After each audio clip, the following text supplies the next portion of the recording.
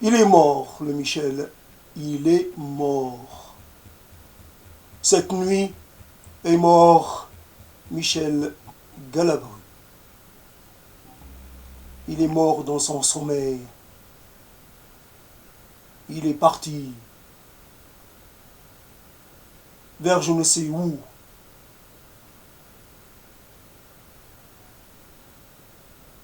C'est bien, c'est un fait. Préparons-nous à le célébrer, à l'accompagner jusqu'à sa dernière demeure. Habillons-nous, soyons dignes, maîtrisons-nous. Nos émotions doivent être contrôlées. Nos détresses doivent être mesurées. Notre chagrin doit être silencieux. Le chagrin, un mot bien français, pour parler d'un Français qui mort cette nuit. Encore un, celui-là est connu, mais combien d'autres? Anonymes, que personne ou presque ne regrette. Ce sont des numéros, c'est un registre des gens qu'on enlève de l'état civil, à qui on n'accordera plus de certificat de vie, mais de certificat de décès. Ils sont morts. Ils ont trépassé. Michel Galabru est mort. Une partie de moi est morte avec lui. Michel, le natif de sa fille, comme moi. Michel, le natif du port. Moi, je suis le natif près du port, pas loin. Nous avons vu le jour dans la même ville. Nous avons respiré son air. Nous avons vu sa mère. Nous avons admiré son coucher de soleil. Nous avons nagé dans ses eaux. Nous avons mangé ses sardines. Nous avons côtoyé ses mouettes. Sa fille, Michel. Oui, voilà. Michel ne pourra plus parler de son enfance, ne pourra plus parler de sa fille. Michel s'est tu, comme, voilà, une fois pour toutes. Oui, Michel a eu un malaise, il a cessé toutes ses activités. Michel ne se sentait pas bien. Et voilà que Michel est mort. Y a-t-il un rapport de cause à effet? On se sent pas bien et on meurt? Y a-t-il pas moyen d'arrêter l'inévitable?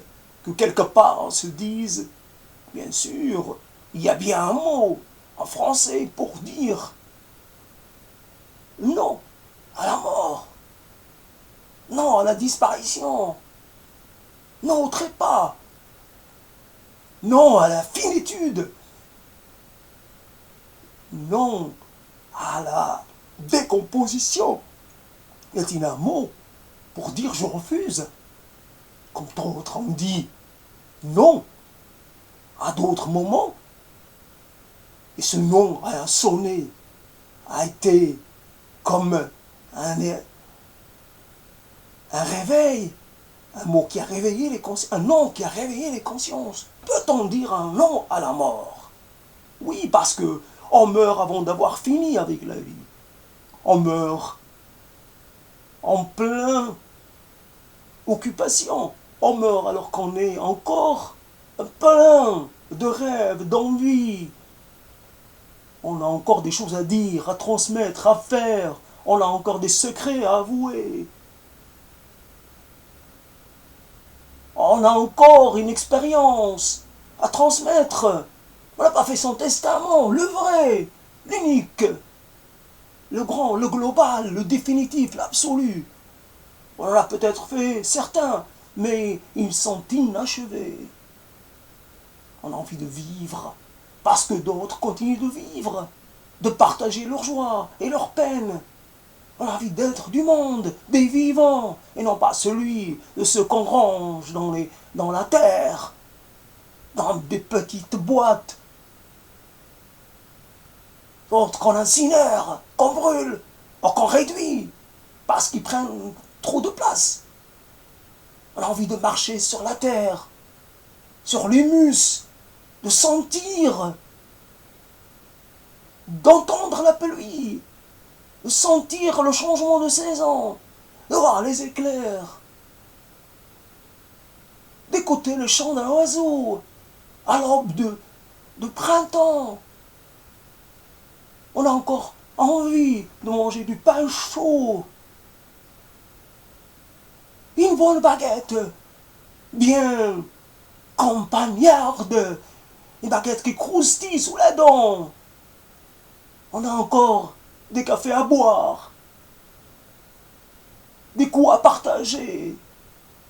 On a encore envie de dire à la tienne, à ta santé. On a envie encore de rire,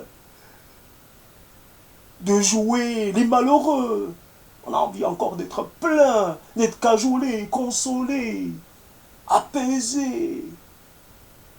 Michel Galabru, j'ai tant voulu m'adresser à toi.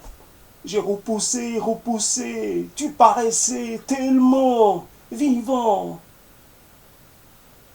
Tu ne mourrais pas. Ah, tu restais vivant. Je me disais, oui, peut-être je te voyais faire des choses. Je te voyais dire avec bonheur, avec un peu de lassitude, il faut bien aussi le souligner. Je n'étais pas dupe. Mais tu continuais, tu jouais le jeu. Tu étais un joueur. Il y avait des gens qui t'aimaient, qui aimaient que tu dises leurs mots, que tu parles à leur place, que tu personnifies leur quête, leur interrogation, leurs doutes. Ils mettaient leurs mots dans ta bouche et cela les transfigurait. Tu étais un médiateur, un transfigurateur. Tu donnais vie à certains mots, à certaines expressions, à certains sentiments. Comme j'aurais voulu que tu continues de vivre, pour que tu parles à ma place, pour que tu dises à quel point cela me chagrine, à quel point je veux me révolter contre toutes les lois biologiques, qu'il n'y a pas, de défaite possible, il n'y a que la résistance, il n'y a que la force de volonté, celle-là et rien d'autre. Michel, tu étais un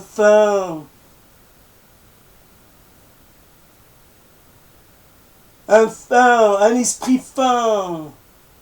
Tu savais que ce qu'on attendait de toi, tu parlais de l'amour, tu parlais des femmes.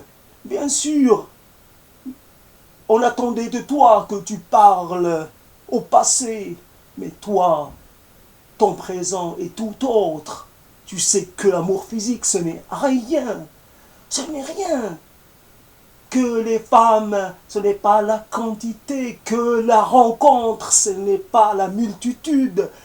C'est l'essence de la rencontre, l'essence de l'union. Que cela n'est pas dans la quantité, mais que cela est affaire de temps, affaire de hasard, affaire de chance. Quand on rencontre l'être avec lequel on sent passer des choses fortes, mais que cela ne vient pas du premier coup. Le premier coup, c'est le coup de l'illusion, de l'emphase facile, mais par contre, la rencontre qui vient, la vraie rencontre, au bout d'un temps infini, au bout de un temps certain, voilà que je me rends compte, je découvre que cette personne est une partie de moi.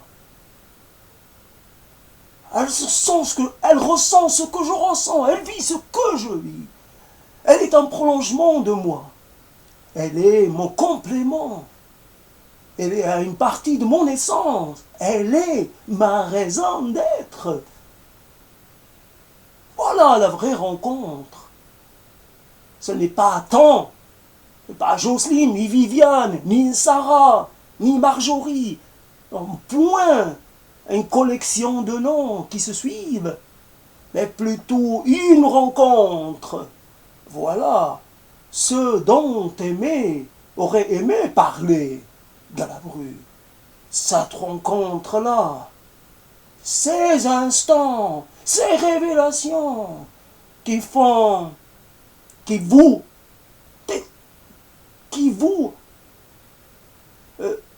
transfigurent, qui vous rajoutent une dimension, qui vous surdimensionne. Voilà, cette chose-là qu'aurait aimé parler Michel Galabru. Mais évidemment, personne ne voulait entendre ça. Il devait jouer le comique, faire le comique, raconter des anecdotes, mais celui qui l'écoutait vraiment et découvrait à quel point il était encore désireux, à quel point le désir le tenaillait, encore et encore, encore et toujours, parce que sa quête n'était pas finie, parce qu'il avait encore quelque chose qu'il voulait vivre, parce qu'il voulait vivre la vraie vie, la vie de l'intérieur. Galabru est parti. Celui qui a tant combattu, celui qui a tant lutté pour se faire une place, pour être, pour exister, pour ne pas être oublié, pour compter. Celui qui a lutté pour offrir à sa descendance la quintessence de son travail. Michel, j'aurais voulu que tu jettes un pont, j'aurais tant voulu que tu sois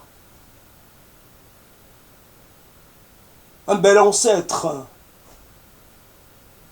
un être référence, un vieil arbre centenaire,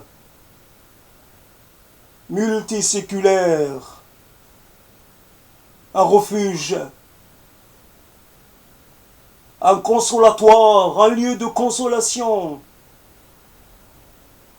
J'aurais voulu tant que tu restes là, parce que j'ai tant besoin de ta parole,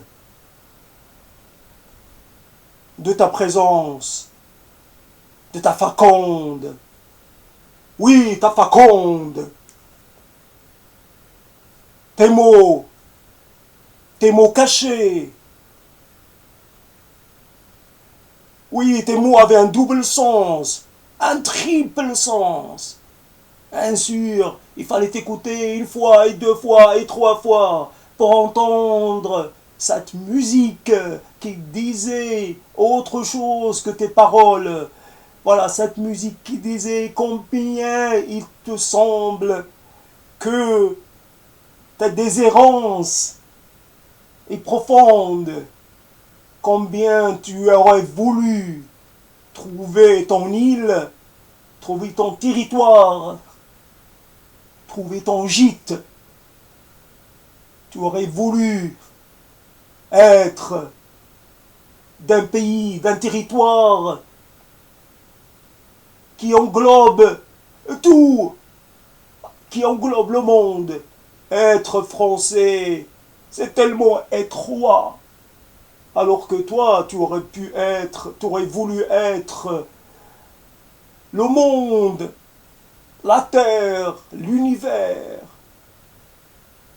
Oh, comme j'aurais aimé que tes paroles soient un lieu pour tous dans ces temps où chacun se perd dans ses doutes, questionnements. Nous avons tellement de questions restées sans réponse. Nous avons tellement de gens qui se moquent de nous, qui nous offrent des réponses toutes faites, des réponses biaisées. Nous avons des gens qui nous offrent le salut, qui n'ont pas trouvé eux-mêmes, qui nous orientent vers de mauvais chemins.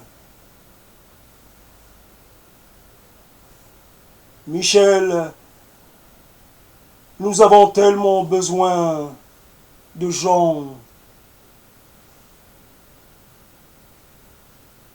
que que les passions primaires ne tenaient plus. Des gens qui sont au-delà des besoins primaires, des gens qui ont acquis cette capacité de distance, des gens qui regardent la vie avec beaucoup de avec du recul, le bon recul qui permet de penser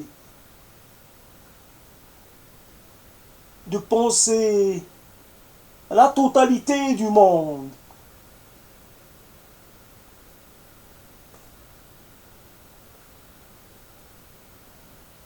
Nos pères, car tu étais un père, un grand-père, nos pères partent les uns après les autres. Ils nous laissent orphelins. Nous qui sommes au milieu de notre vie, nous sommes orphelins. Nous n'avons pas de guide. Nous n'avons rien pour faire face à l'inconnu, à la vieillesse, à la solitude, à ces questions laissées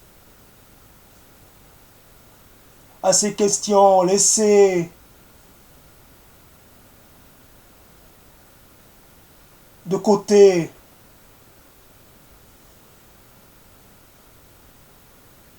J'avais avec toi un lien. J'imagine que d'autres avaient ce lien. Ce lien par-delà l'écran, par-delà les images, par-delà les mots. Je le avais. Et j'ai tant tardé à me manifester.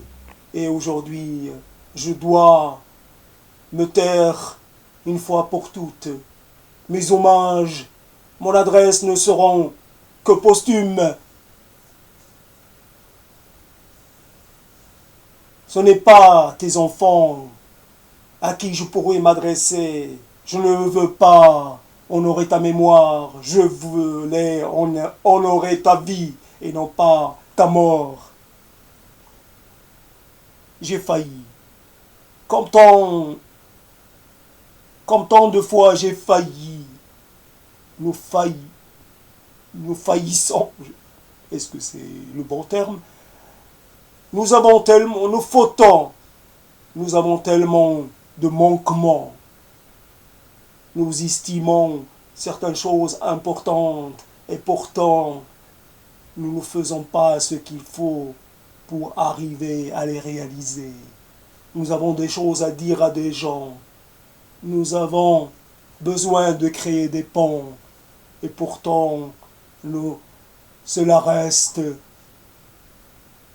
une ébauche cela reste des pensées déshérents, en déshérence.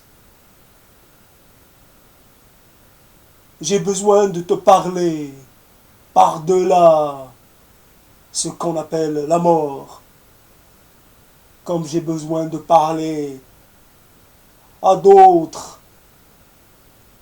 mais j'ai peur de la réponse. J'ai besoin d'entendre certaines réponses, pas toutes les réponses. J'ai besoin de nuances. J'ai besoin de gens qui n'ont pas de certitude. Des gens qui me disent la réponse n'est pas la finalité. La réponse n'est qu'une illusion. La réponse n'est qu'une étape. Il n'y a pas de réponse ultime. Nous naissons parce que nous naissons. Nous vivons parce que cela est inscrit en nous. Nous mourons parce que un jour, cela doit arriver. Défaillance générale, un corps faible, un corps qui cesse de se battre, un corps qui dit stop, un corps qui ne veut plus se lever, un corps qui refuse de voir venir les autres saisons, un corps qui meurt en hiver, un corps qui refuse le printemps à venir. Je meurs, tu meurs, il meurt, et cela est déplorable. Finir sur un silence. Mourir alors que tant de chantiers sont encore debout. Mourir pour une fois. Mourir une fois et cela est la dernière fois. Il n'y a pas de retour. Il n'y a pas d'essai. C'est la mort unique, la seule. Et voilà. Je te plains parce que cela est terrible. Est terrible. Parce que sûrement, il y a des paroles, il y a un cri, il y a un désespoir que tu as tué. Parce que tu savais que le moment était venu, que tu ne pouvais rien y faire. Tu ne pouvais rien emporter, rien exiger. Tu laissais tout derrière toi. Ce n'est pas un voyage, ce n'est pas un exil dans lequel on peut emporter quelque chose. Non, rien, un souvenir, un petit quelque chose, rien. Est un voyage sans retour. Un voyage pendant lequel tout se défait, les bons comme les mauvais souvenirs. Tout se défait, tout se décompose. Voilà, voici venir les temps, les mauvaises odeurs.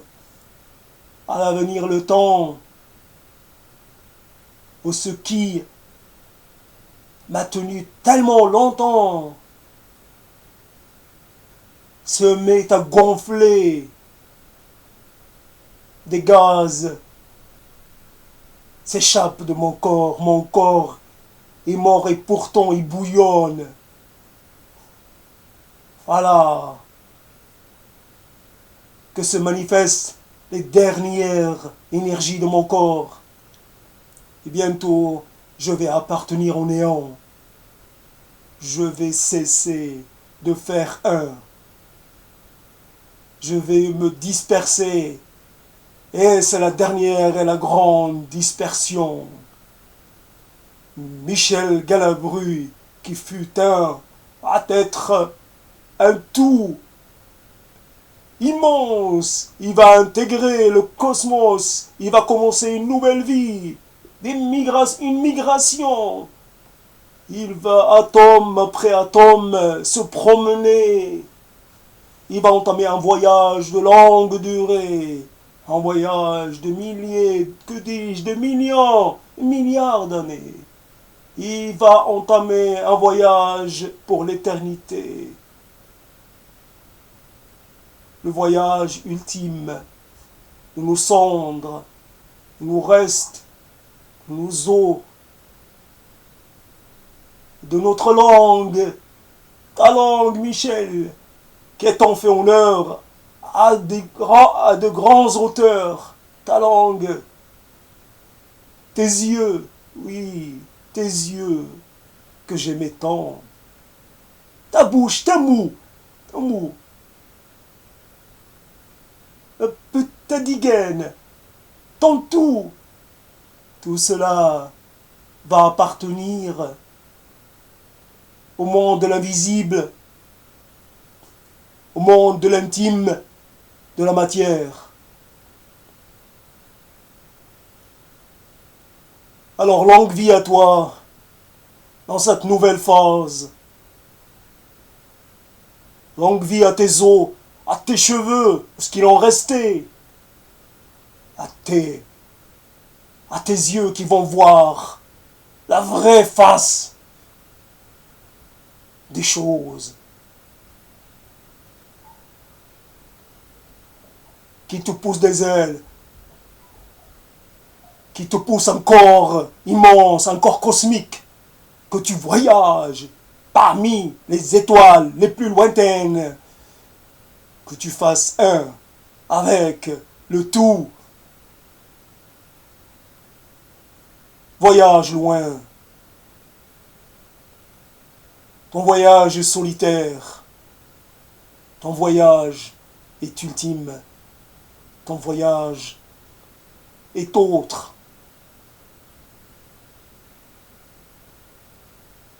Et moi qui attends, j'attends d'entamer mon propre voyage. Je finirai bien par trépasser. Mais j'aurais voulu tant me consoler d'une phrase de toi. J'aurais voulu tant savoir ce que tu penses de mes mots. J'aurais voulu tant que mes mots franchissent tes lèvres, qu'elles soient dites par ta voix, que tu portes mon message. Et voilà. Ni fleurs ni couronne, qu'on dise certains, mais des pensées tendres pour ce que je fus. Je suis né à Safi, en bord de mer Atlantique. J'ai senti le goût de l'océan. Je me suis baigné dans les vagues de Safi.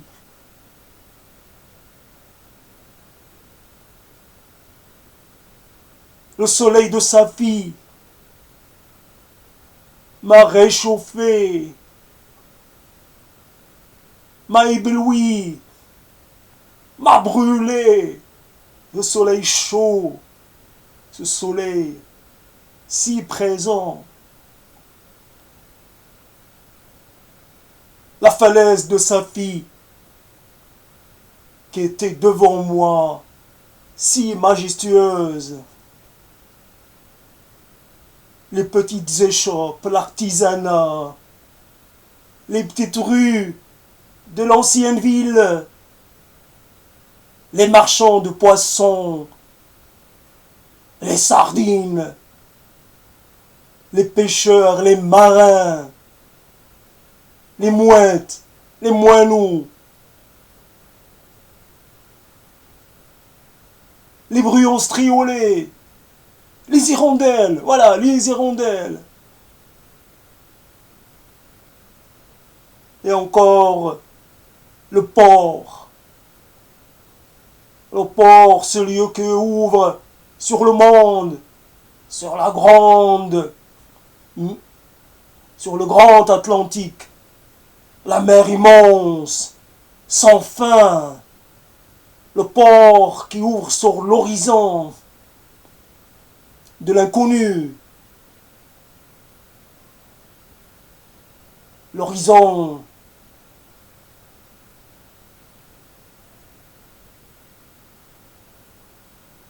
vers lequel on a tous envie de voguer, hardi et peureux. Tous on a envie de prendre la mer un jour, de chevaucher les vagues, de se laisser entraîner vers des contrées au-delà de nos imaginations, des contrées insolites, des contrées merveilleuses, des contrées dangereuses, mais des contrées nouvelles. La mère de sa fille, le port de sa fille, invite à faire le voyage, à risquer sa vie.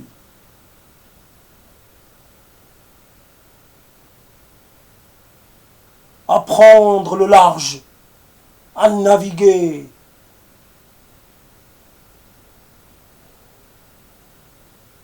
Voilà, Michel, je t'offre un peu de cette mer, de cet océan, un peu de cette eau, un petit galet. Et j'y ajoute une larme de moi, de mon corps. Je pleure pour toi. Je pleure de ne pas t'avoir rencontré.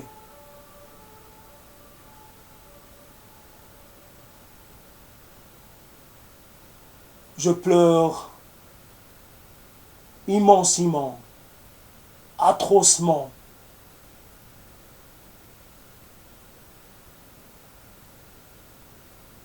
RIP, Michel, comme on dit, encore. Et bon voyage, bon vent, et bon vent, Michel.